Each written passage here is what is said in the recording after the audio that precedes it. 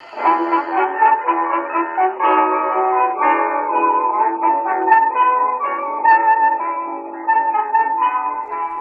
to another episode of Off the Menu. I'm Vincent Franchini from Tumblr House with a convalescent Charles Coulombe. Indeed. I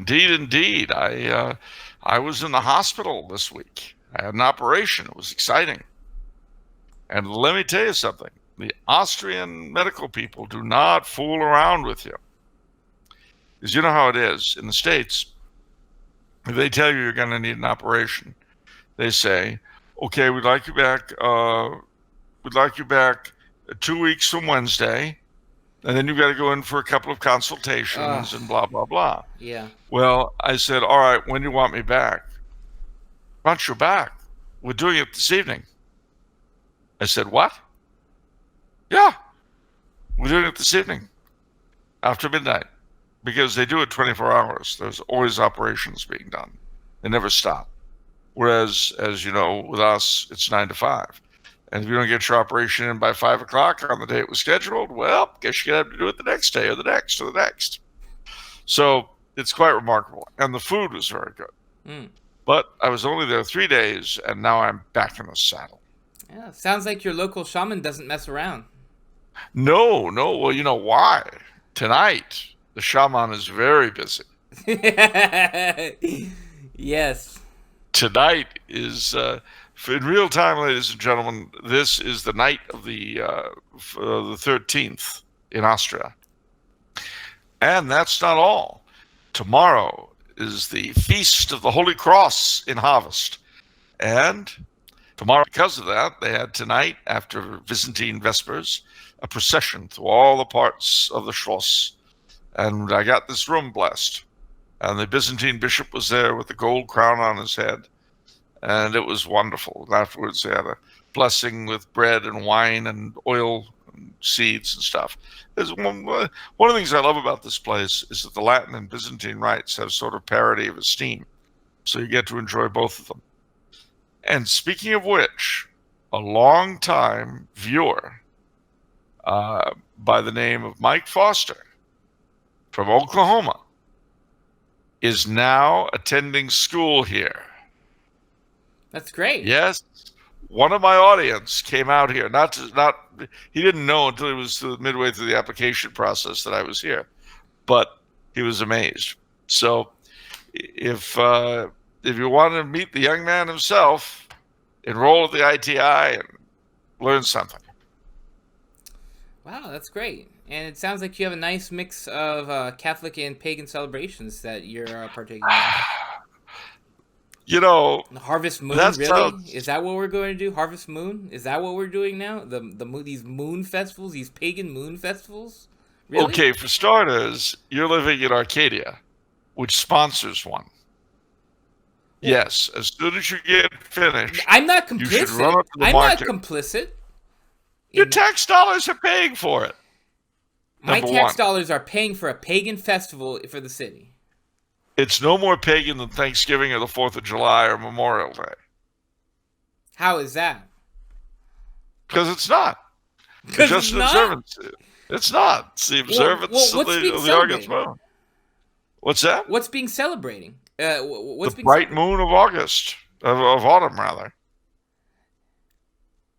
The agricultural stuff. Are you saying that a harvest festival is pagan? I thought they're celebrating. So the harvest is pagan. I thought they're celebrating Let me get this straight. So the harvest is pagan. They celebrate the moon because it's the moon of the harvest. So let me get this straight. You're saying that celebrating the harvest is pagan. So that's why we got rid of the Ember Days, I guess. And the Rogation Days, because it's pagan. I get it. You've been reading those Jack Chick comics too long. You know.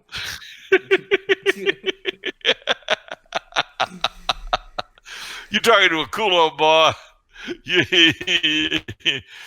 got to understand. We don't play that game. We don't got no time for that. What does Ember Days have to do with anything? They have a lot, because the Ember Days are quarter day.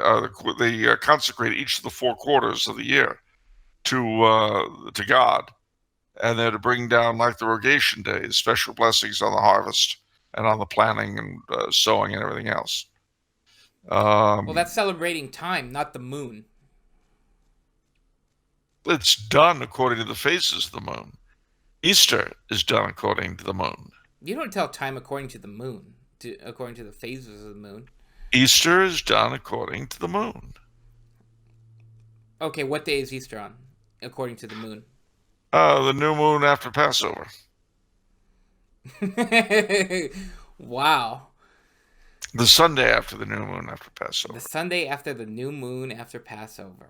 Wow, that's interesting. So I guess it's all pagan. And that's the reason why the Puritans wouldn't celebrate Easter or Christmas. Because they thought it was pagan? Because it's pagan. Yeah.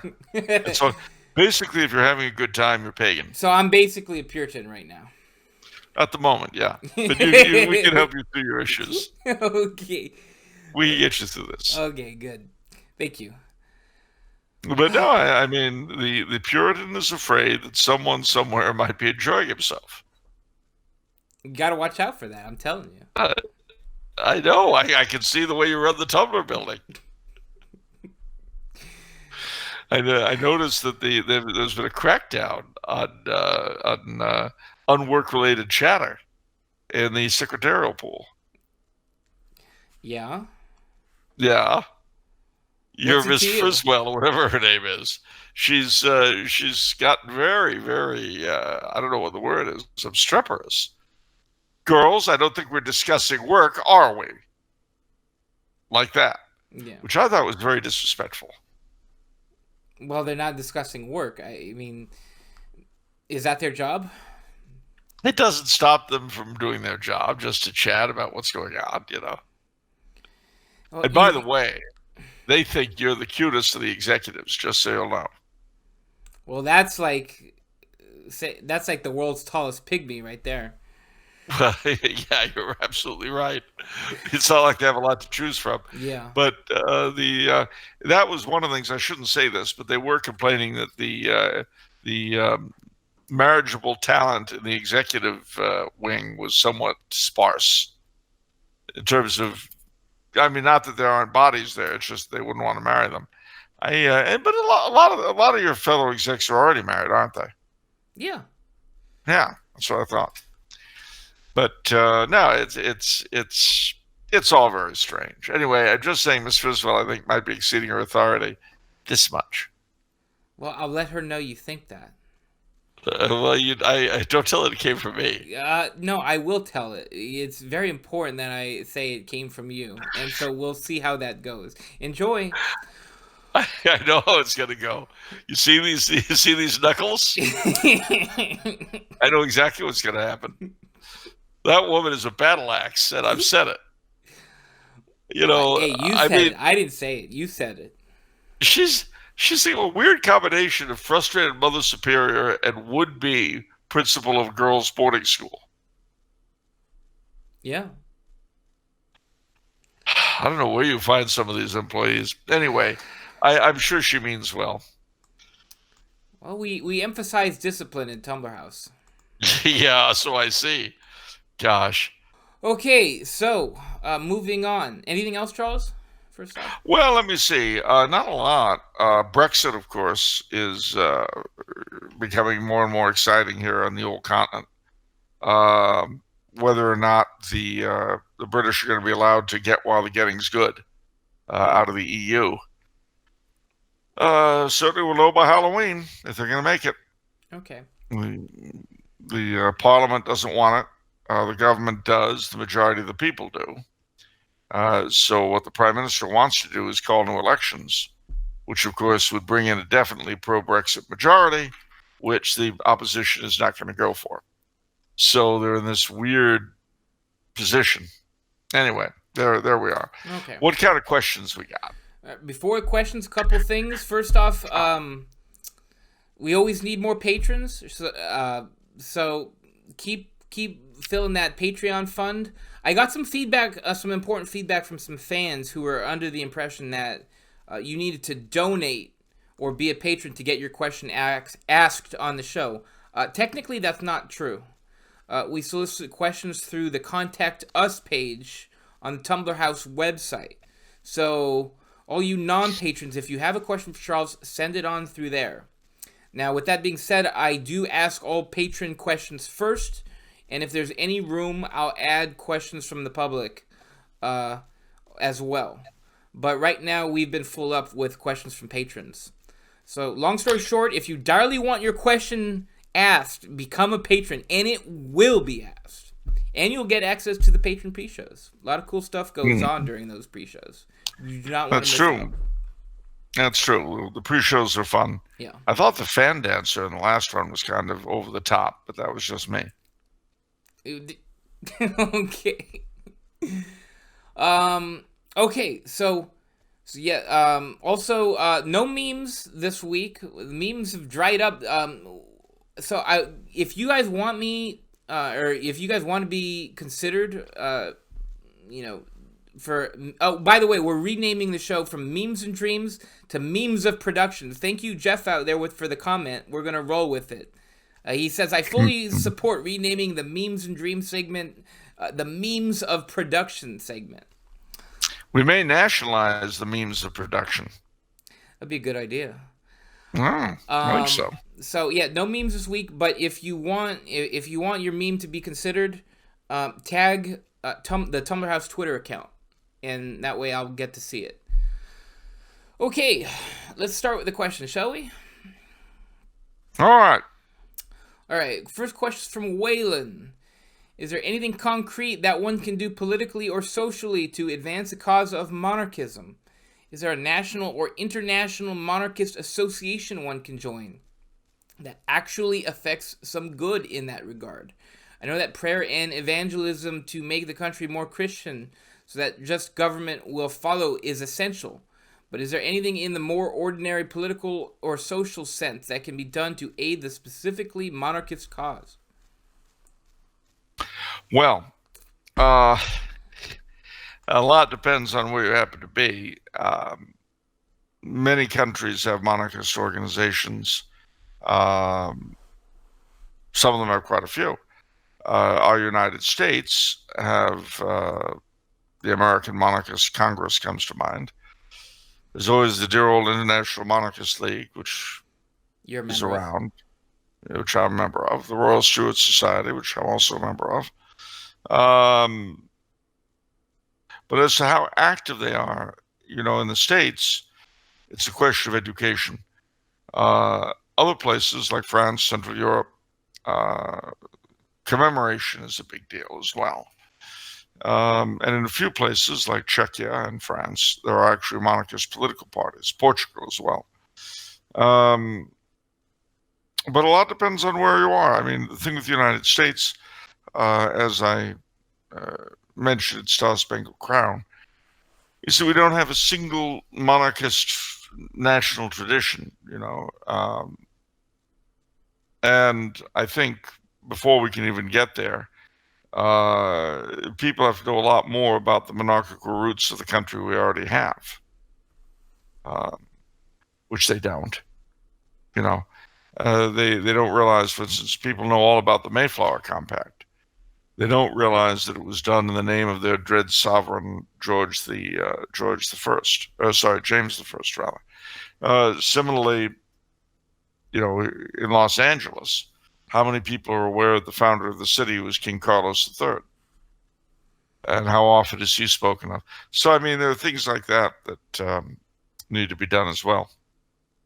But at any rate, you'll see a lot of stuff on the internet. So that's what you said it's lacking in the United States because it's a question of education. So monarchists need to be more informed. They need to know more things. They need to read more. That's what you're saying, right? Well, definitely, and of course, the monarchist organizations that exist here, I mean, the ones that I would agree with, they tend to work very heavily in terms of educating their membership, so that the membership can educate others. What are the ones you don't agree with? I can't think of any. Why did you specify? Okay, that's it. Well, no, but I mean, there are all kinds of organizations out there. I mean, I can imagine an American monarchist group that just wanted to make America part of the Commonwealth, for instance. I see. Which is certainly one idea. Uh, Not necessarily a bad one or a good one, but an idea.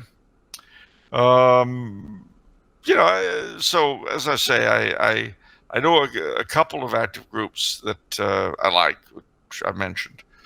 Um, and there may be a ton that I don't know, and of course, the ones I don't know, I can't endorse because who knows? Uh, when you say a French monarchist, it's pretty simple. Is he a legitimist or an East or a Bonapartist? Done. But an American monarchist could be anything, That's anything true. at all. It could be a quasi-Nazi. It could be God knows what. Um, you see, there are four kinds, in my experience, of American monarchists. Um, there are those who are philosophical monarchists who just consider monarchy to be the best form of government in the abstract. As to how that would apply to these United States, who knows?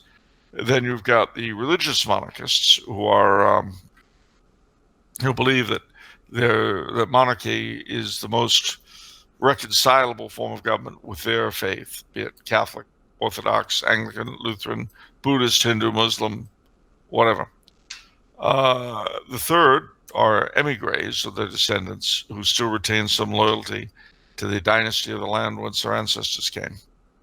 And then there are the Anglophiles, who just love the British. So you've got basically those four kinds, or any combination thereof. That makes sense. Okay. Next question. Why isn't it allowed to have more than one wife in traditional Christianity? Didn't many holy people in the Bible have polygamous marriages? Why was it quickly stopped and condemned? 3 words. Blessed Mary. Whoa, can you say that again? You cut out. I only heard 2. 3 words. Blessed Virgin Mary. Oh, there you go. The truth of the matter is that prior to the coming of our Lord via Our Lady, because of the fall, the place of woman in life was very bad, hence polygamy. She was no longer so much a helpmate, but a slave. But Our Lady came with her perfection, and our Lord was conceived by her. And the role she played elevated all womanhood beyond where it had ever been. And that was, for the Catholic, the end of polygamy. Because now woman was, in a spiritual sense, the equal of man. So she wasn't before?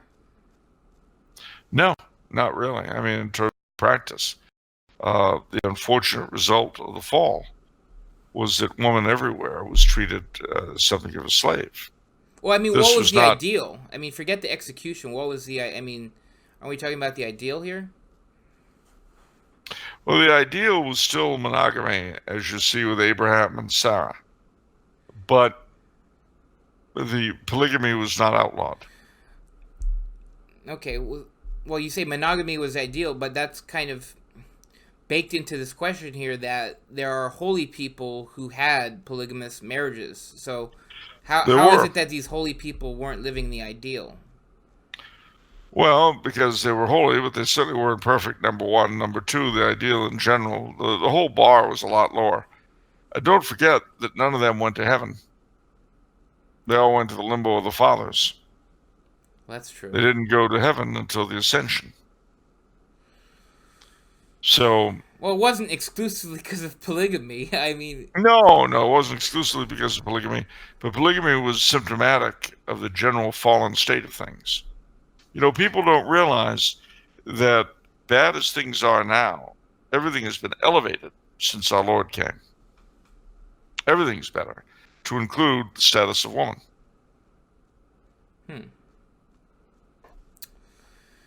Okay. Next question is from Theo. I'm a traditional Catholic and deplore the modernism that pervades the church today. Nevertheless, if we are serious about a true restoration of tradition, we need to honestly examine the real problems present in the Pre-Conciliar church.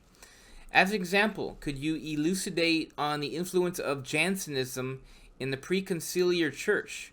If one looks at the countries where the decline of the faith after the council was most vertiginous, it is often in those countries where Jansenist tendencies were present. Ireland, France, the Low Countries, and Quebec. An elderly Irish man once told me that growing up in the church, he never once heard that God is love. There seems to have been an overemphasis on the Stoic virtues and a manualist conception of the operation of grace. Thanks and good luck with your studies. Thank you. Well, that's partly true, but you've got to bear in mind that in those areas you had other problems at the same time. And how they built on each other and how they were connected is kind of a chicken and egg problem. So, for instance, in Ireland and the Netherlands and Quebec, you no longer had an actual Catholic lay leadership. You had the clerics were it. And when they went bad, everything went bad. The problem of Jansenism, of course, was a problem, but it shouldn't obscure the fact that there were also a lot of things going on in those countries that were to the good.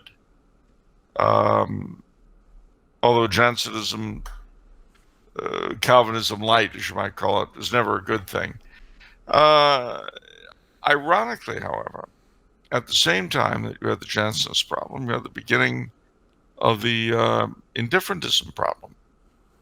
And this sounds kind of strange, but in Ireland and the Netherlands and so on, the belief in the necessity of the church for salvation waned pretty quickly. Why? Because one of the things Jansenism does is it puts the weight of your salvation entirely on you and your own behavior, which means the church is not really that important. Your own virtue is. Now, I'm not saying, objectively speaking, that your virtue is unimportant, but you need more than natural virtue to go to heaven. You need the sacraments, which are the concrete way in which the love of God is applied to us. All that was lost. Gradually, it didn't happen all at once. And with that loss of belief in the need of the church for the salvation of souls, went a lot of other things eventually. Evangelism, even sheer interest on the part of many clerics in their flocks. But it was a combination of things, all very twisted together, a perfect storm, as it were. In history, it's never just one thing that causes a problem. It's generally a lot of things which hit at the wrong time. Yeah, so that seems baked into this question is I think Theo is trying to say we can't simply rewind the clock to 1950 or 1940 because there are still problems. So what are those problems? So what are pre-modernist problems that already existed that still exist? Or, maybe they don't exist as much. As I say, the lack of belief in the necessity of the church and of sacraments. The lack of, the concomitant lack of sacramentality in vision. Yeah. I mean, people very much lacked the idea of the church as a communio, as a communion tied together by the sacraments. The whole idea of the mystical body of Christ, which was said but wasn't really reflected upon. I mean, if you think about it, the union of one Catholic with another is tighter than any ethnic bond, any familial bond. Blood may be thicker than water, but sacramental water is thicker than blood. Yeah. I know one of the bad things about Jansenism is the Jansenists don't receive communion as much as they should. No, because they and they because they don't feel they merit it. Is that? yeah, they're not good enough. Yeah. See, again, it goes back to the individual effort. And you know what? I actually do know a couple people who sort of have that in their wired into them where they don't. Yeah, you'll find it. You'll find Yeah. it, and you'll also find the opposite, which is, oh, I'm quite good enough. Well, obviously that's the big problem. You know, as everyone says, everyone receiving the Eucharist, no one going to confession. It's the big problem, but it's the flip side of Jansenism. Yeah. It's the same mentality rebelling against itself. Oh, that's interesting. Yeah. I mean, it's the individual saying, once he's gotten over the, I'm not good enough ever to go to communion, well, then I might as well just go all the time. Interesting. Okay. Also, you and Professor Biersack, one of the very first videos on this channel is a video from you and Professor Beer. It's an audio talk on Jansenism. I transcribed digital. I transcribed audio cassette tapes from the '90s that Professor Biersack, Charles Coulombe did, and Jansenism is one of those, and it's a very good talk. So I highly recommend that, Theo. Let's talk about this other thing that Theo mentioned at the end. He says there seems to have been an overemphasis on the Stoic virtues and a manualist conception of the operation of grace. What are Stoic virtues? Basically, not giving in to one's emotions, not getting carried away, not giving in to the passions. I see. So, and in terms of overemphasis, I don't know. It certainly.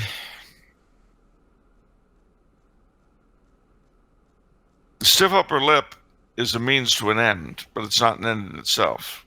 And certainly amongst the Irish, you had a lot of that. Yeah. The French Canadians, not so much, but the Irish, definitely. The Italians, they wouldn't even know what it was. Okay, I'm cool with that. Honestly, I'm fine with that. You can live with that? Yeah, absolutely. All right. I accept who I am and who my people are, Charles. And I'm proud of them. That's good. I mean, Coulombe was originally Colombo about 500 years ago, so I'm all right.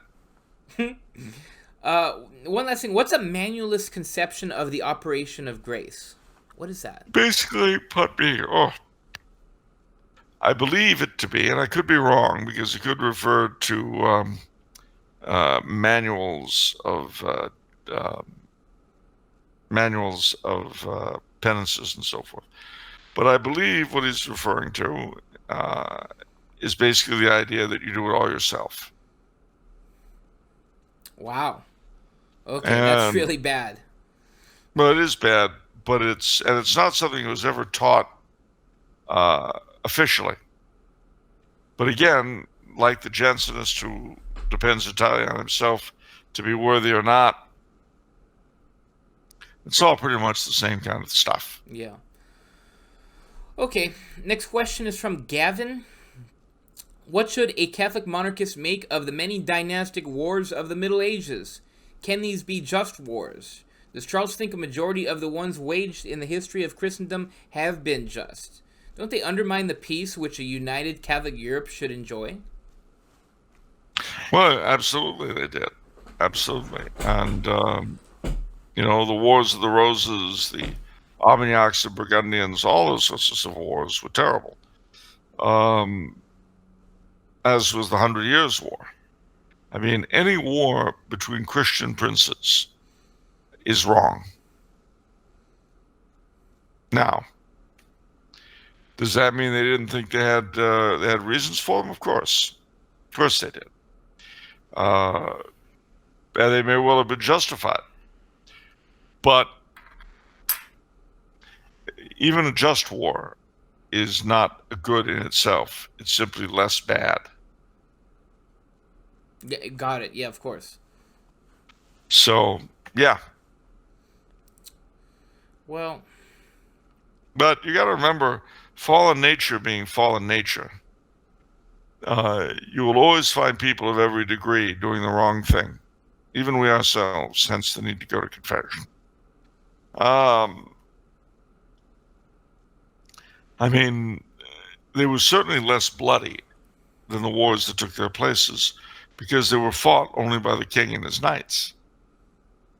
The war was not, as a rule, uh, the job of the peasants. So usually it went on around them without really affecting their lives all that much. The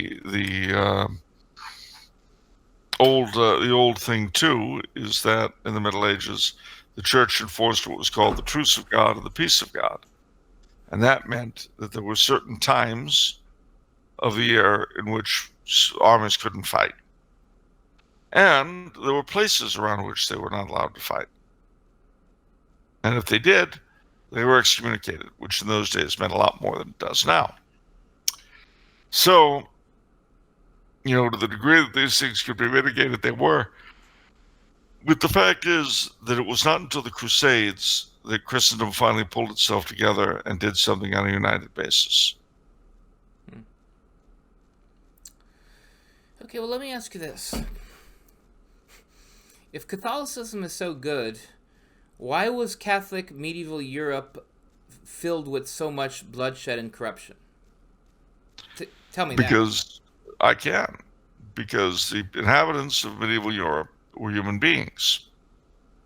Every place is always filled with corruption and bloodshed. The question is how much, why, and to what degree is this acceptable? In other words, you'll always have, for instance, adultery. Everywhere, always. The question is, does the society accept it and say, it's okay, yeah, sure, whatever? Or do they claim it's a sin? In other words, what makes one society different from another is its aspirations. The bad behavior is usually pretty much the same wherever you go. The question is whether or not those in charge think it's a good thing or feel they have to say it's not. With us, of course, we accept all vices as being our rightful due. Absolute freedom. That's right. Corrupts absolutely. Ooh, I like that one. You heard it here first on Tumblr House. Absolute freedom corrupts absolutely. Yeah. I'm gonna turn that into a quote. I'm gonna blast that on Twitter. Feel free. You can even make it a meme if you want. A meme of production. A meme of production, yeah. Okay. Next question is from Casey. I currently teach world history to middle schoolers in one of our nation's many public institutions. Among many incidents a week where I am forced against my better judgment to redistribute half-truths to the children in my class, I recently came across Pizarro and the Inca. The curriculum paints Pizarro as a money-hungry, ambitious military man who destroys the empire, tricks the remaining emperor Atahualpa into giving him a room full of gold, puts him on trial, and has him executed. Essentially, they give Pizarro the Columbus treatment. Knowing human nature well enough, I am sure Pizarro had his faults, but it sounds a bit off to me. I could be wrong, though. Could Charles give us a Cliff Notes version of Pizarro the conquering the Incas? Well, actually, in this particular case, they're not far wrong. Later, Pizarro would try to set up on his own, got into a fight with the governor the Spanish king sent him. And he was not an easy character, and he fought both the king and the church. So this is one of those rare occasions where they may have got it right.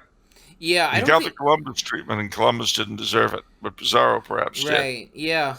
I was always had that impression, too, that Pizarro actually truly was a bad guy. I don't think anyone really tries to defend him. I don't think Someone Church defends him at all.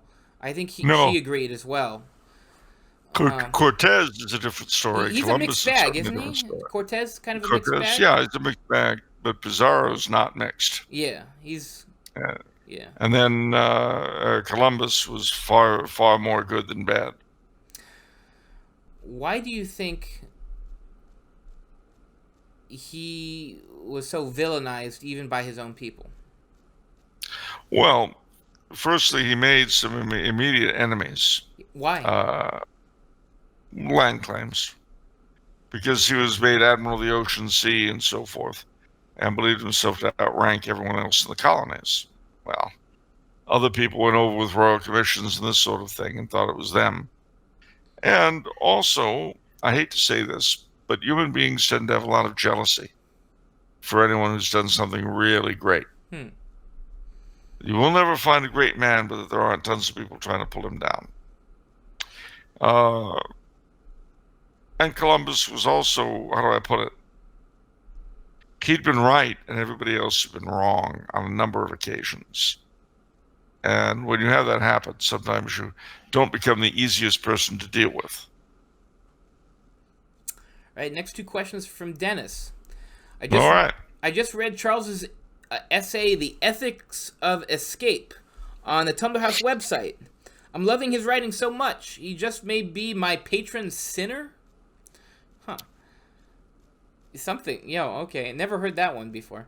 Me neither. All right. Firstly, although it's only a year and a half overdue, when are we going to get part 3 of The Modern Quest for Enchantment? Which is another article. Okay. Yeah. Since you've reminded me, maybe next month if you're good. How did you know there's 3 parts? What were you going to cover? Because I said in one of them there'd be a third part. No, I know, but like, what were you going to cover? You must have had some idea. Yeah. What were you going to cover? Ceremony. Ceremony? Yeah, I looked at time and I looked at place. In other words, holidays and so on and so forth, and shrines and beautiful spots for the second. And the third is ceremony. Okay. Everything from liturgy at the top to things like graduation and banquets and all that. We revel in these things. We love ceremony. Okay, so maybe soon. Hopefully soon. Well, that's good. I'm glad Dennis got you thinking about that again. Okay. Next question from Dennis. What is Charles's favorite fiction to read or watch right now? It doesn't have to be new stuff. Well, always like Lord of the Rings. Always like Charles Williams. Always like Arthur Machen. Always like C.S. Lewis. Always like Algernon Blackwood. Edgar Rice Burroughs. Ray Bradbury. Aren't you branching out? I mean, you don't trust anyone else other than these classic authors? No, I mean Stephen King, Garrison Keillor. Okay. Let me think. James Blish, Anthony Boucher. Yeah. Okay. Oh, yeah. Anyway. All right. Yeah. Our last question today is from Casey. All right, Casey. What you got? Could we get Charles's take on this Unite the Clans movement involving Michael Mann, Father Z, Taylor Marshall, and others? It seems to have ruffled everyone's feathers very quickly, and doubters abound. Does Charles see any chance of an informal reunification of the SSPX and FSSP to create a traditionalist bloc against the modernist masters? Well, look, the people involved are very disparate, but all of them love the faith. And the faith seems to be under increasing attack from people who shouldn't be attacking it. Do I think it's possible? Yeah, as things get crazier. You know, if the Amazon Synod, which has got to be up there as one of the most ridiculous things in history I've ever heard of, But if the Amazon Synod pushes for married priests and God knows what, and if the Holy See goes along with it, yeah, there'll be a lot more of this sort of thing. Simply because things are getting so crazy that the problems these groups have with each other fade into insignificance. Yeah. So, well, I mean, as far as ruffling feathers goes, there are only two reasons I can think they'd be ruffled. One would be a fear that one's purity would somehow be lost by allying with other people. In which case, check with our Orthodox friends. The other is the fear that it might not lead to anything. And of course, there is the question, what are they going to do anyhow? You know, at the end of the day, the church is not a democracy. At the end of the day, she is a monarchy whose rule is entrusted by God to various human beings, some of whom from time to time are saintly or stupid or wonderful or evil. And then you just got to survive their pontificates. If they're evil, you've got to survive them as well as you can. That's all you can do. You're not calling but you Pope can certainly Francis gather evil. for. I'm sorry? Are you calling Pope Francis evil? I was thinking of someone like Julius III. Okay. I just wanted to clear that up. Oh, I would say Pope Francis. Pope Francis is a member of his generation. Yeah? Tell us more. No. What? I said no. I'm running the Ain't show, happening. and I say tell us more. Loose lips sink ships. I've heard that before. No, I mean, look, the Holy Father comes across like one of the young priests of his generation I grew up with. They were the ones who brought in Vatican II, so-called. They brought in the changes, which they claimed came from Vatican II. They weren't the ones with the ideas. Their elders were the ones who had the ideas. They were the ones charged with changing everything. And they were brutal, and they were nasty, and their explanations, if they deigned to give you one, usually they didn't, but if they did, they didn't make any sense. And they'd call you names. It'd be very insulting. Very cruel. All the while prattling about being open and loving and accompanying and blah, blah, blah, blah, blah. I grew up with that drivel. I know it like I know everything else that I grew up with. So far, more and more in recent years, the Holy Father has just been acting like one of those guys, only 50 years older. So, you know. Okay. If you're going to San Francisco, be sure to wear some flowers in your hair. Yeah. Yep. Or, as I would say to that generation of clerics, I would repeat to them the words of the songs they loved to sing when they were alive. I'm sorry, when they were young. Come, mothers and fathers throughout the land, and admit that your children are beyond your command. Give it up, old-timers. Give it up. Time to say 99. That's true. Yeah, Bob Dylan. Love me some Bob Yep. Dylan. You know anything Although specific? actually, What were you going to say? well, I was going to say that thinking of that generation of clerics this morning made me think of the Rocky Horror Picture Show. What doesn't? Well, a lot of things, but this in particular. The line in it when Frankenfurter is dethroned by his henchman, and he sings a song to him which has the line in it, it's all over. Your mission is a failure. Your lifestyle's too extreme. Wow. That's pretty much how of course, then it goes on to say, I'm your new commander, you now are my prisoner. We return to Transylvania, prepare the transit beam. So, if they all want to go back to whatever planet they came from, I'm good with that too. Okay. Do you know anything specific about this Unite the Clans thing? I don't know anything specific about this. No, not really. I mean, I just read what everyone else has, that people should stop bickering and pull together. I mean, pull together doing what? Who knows? But yeah, focus on the commonalities. I was thinking about this a lot, and I thought it should be framed like, focusing on a commonality. It should be framed in one of two ways, by an affirmative answer to one of the questions: is there a crisis in the church or not? yes, obviously. Because if you don't think there's a crisis, then okay, you're just out to lunch. You're gone. But if you first acknowledge there's a crisis, then you have to take steps to fixing the crisis.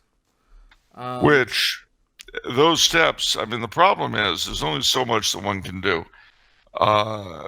And what you can do is at the grassroots. You could expand the liturgy. I mean, obviously, if you're a bishop, you've got powers that a pastor doesn't have. If you're a pastor, you can do things the laity can't do. But if you're a layman, you can do everything you can to try to push for the old mass to go wherever you are. Educate yourself and your children and people you know in the faith. Live the faith better. These are things we can all do. Yeah. And stop sniping at one another over what? Over, you need to get on my level. Yeah, well,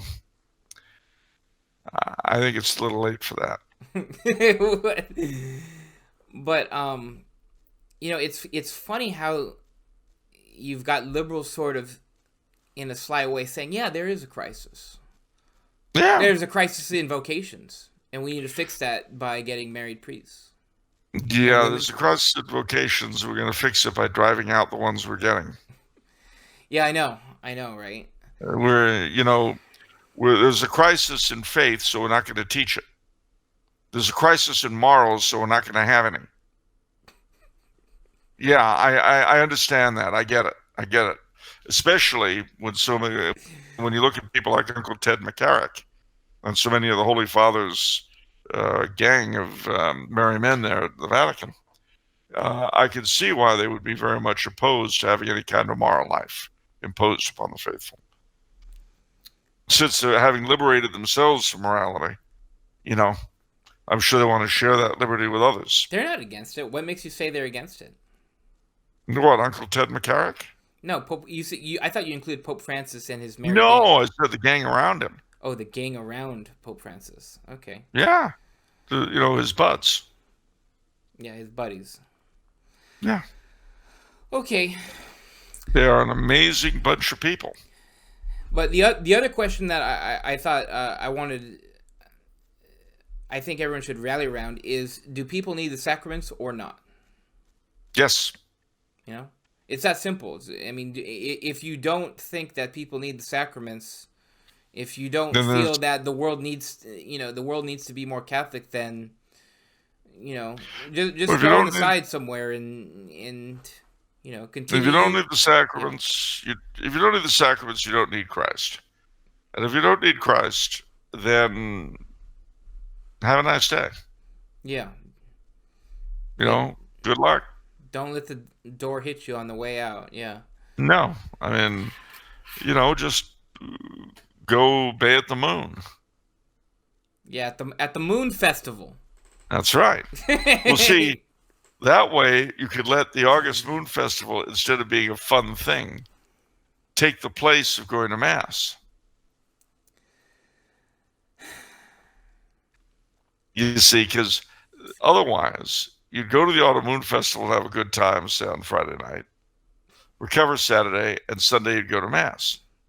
But this way, you could just worship whatever you think you need to worship at the Moon Festival. And then you've got the rest of the weekend clear. So there is pagan worship at the Moon Festival. No, but you can make anything pagan worship. Oh, okay. People do that with ball games. Oh, gosh. You're going to go that route. I just did. First church to the stadium, pal. I mean, they idolize sports players, but not in a formal religious way. I have heard people say to me, my church is going to the game on Saturday. What's wrong with the church going to a baseball game? No, it's the thing's wrong. What he says, my church is. In other words, not his church is going as a group, but rather for him, church is going to the baseball game. I think you're overanalyzing that sentence. My church is going to the... What? I mean, my church. Yeah, my church not is my going... Church. What? No. You mean not like my parish? parish? No. Not my church as in my parish is going to the baseball game. How do you know he didn't mean his parish? Because I know what he meant. He said, my church is going to a baseball game. That's my church. What, is he Unitarian? What? I don't get it. It was a cardinal. No. It's a random layman.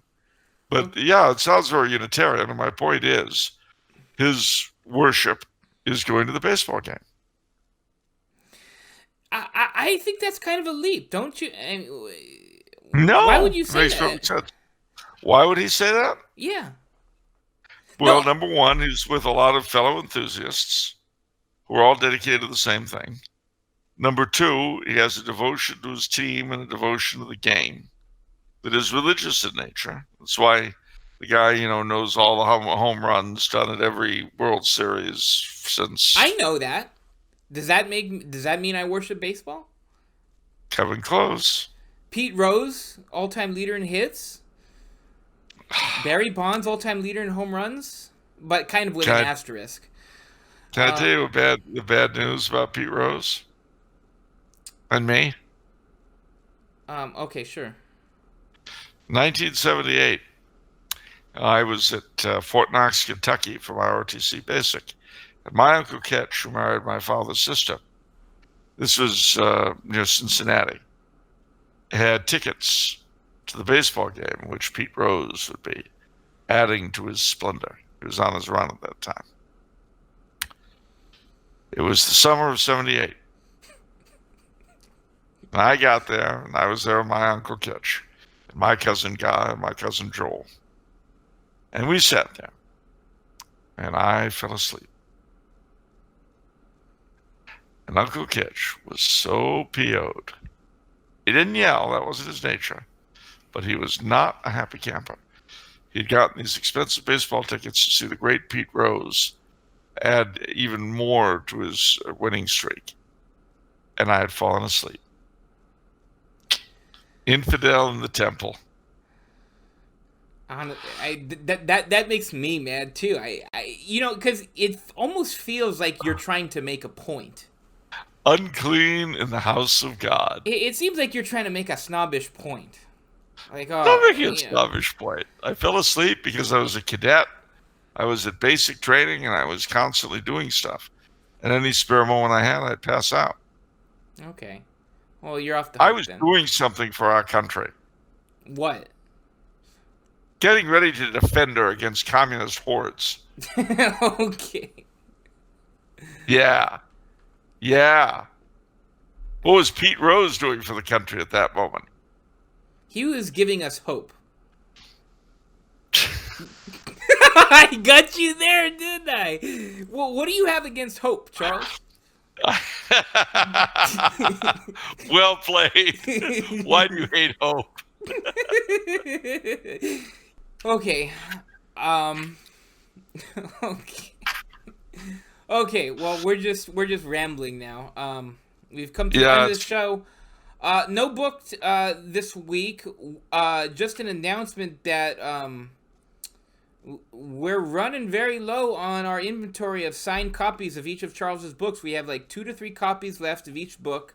We other than Star Spangled Crown, we ran out of signed copies of Star Spangled Crown. Sorry. So grab them quick if you want them, because we're gonna run out this week for sure. And you gotta hurry too, because September 30th is the cutoff date for my royalties.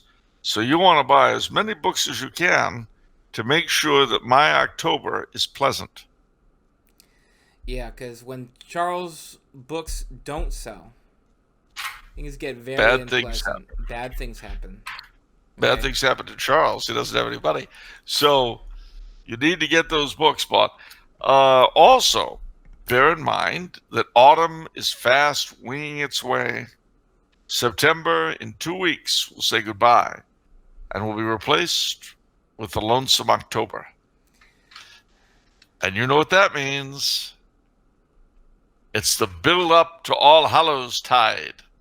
Yes, the build-up to Halloween and All Saints and All Souls, which, ladies and gentlemen, I don't mind saying, I really don't mind saying, I love. And here in Austria, on All Saints' Day, they light up the cemeteries. It's beautiful. Is October your favorite month or November? You know, I love them both. It's hard for me to choose because they kind of glide into each other. Several years ago, you said that for a certain month, the veil is lifted between this world and the next. Is that October or November? That's November, right? No, it's November, Yeah. which oddly enough is my birth month. Oh, wow. My birthday is coming up November the 8th. I will be 59 years old, ladies and gentlemen. And if all goes well, in the year after that, I shall spend the big 6-0 here in the heart of the old empire. Because you don't love us. You want to be away from everybody. Yeah, you can't. I mean, it's a lowering to be in the United States. Do you feel dirty? Well, no, since you're going to play that card, if Tumbler House wants to start now raising funds for the Charles birthday return trip fund,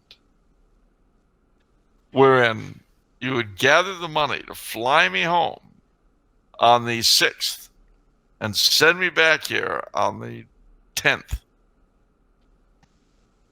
You got a year to do it. A special fund. And it wouldn't have to be first class either. And at that time of year, it'll be about $600. So you see.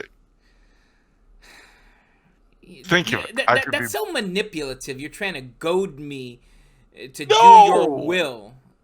No, I'm not. If it seems like it's an insult that I'll be gone from the country, the trick is to bring me back. It's that simple. It's easy. Easy peasy Japanesey. All you got to do is get enough good-hearted people out there to put together this fund, and I'll be back for my birthday. And to sweeten the pot, if I were back for my 60th, I will announce to you now where the party would be. It would be at the HMS Bounty on Wilshire Boulevard. Well, people from New York or Texas or Oregon, they're not going to donate because you're not going to them. You're just going back to California. Yeah, but if they came, they could. Now that they know where it is, they can start saving to come over themselves. Well, that's true. And celebrate the big 6-0 with me. Okay, well, there you They have got it. a whole year to plan on this. Milk it for all it's worth, Charles. I'm telling you, Oh, yeah. ladies and gents, the big 6-0 is coming in a year. And we could turn this into the social event of the LA season. Yeah, with everyone doing all the hard work and putting up all the money other than you. Well, yeah, but I would be present. It would be... All it you would have be to what do they- is show up. Exactly. It would be what they call a ministry of presence. You know, sometimes you just have to be there for people. It's true. Literally. Yes, and I would be there. I would be there for my people. That's wonderful, Charles. That's heartwarming. I'm glad you're touched. Okay. At any rate, even if I'm forced to spend it in exile by the lack of care of an uncaring nation, even then, there, I just switched it back on you. Even then, I can say, ladies and gentlemen, I am looking forward to the 60th. But I guess that's all we got. Yep. That'll do it for this episode. Remember, if you'd like to send Charles a question, you can do so through the Contact Us page on the Tumblr House website. And if you want your questions asked, become a patron. Highly recommended. And that'll do it. Remember, if it's off the menu. No, Charles! You are tired. You're sleep. Okay, if it's off the menu, what? It must be Monday. No, if it's Monday, it's off the menu. All right. And the soul you save? May be your own. There we go. All right, ladies and gentlemen, good night from the old empire.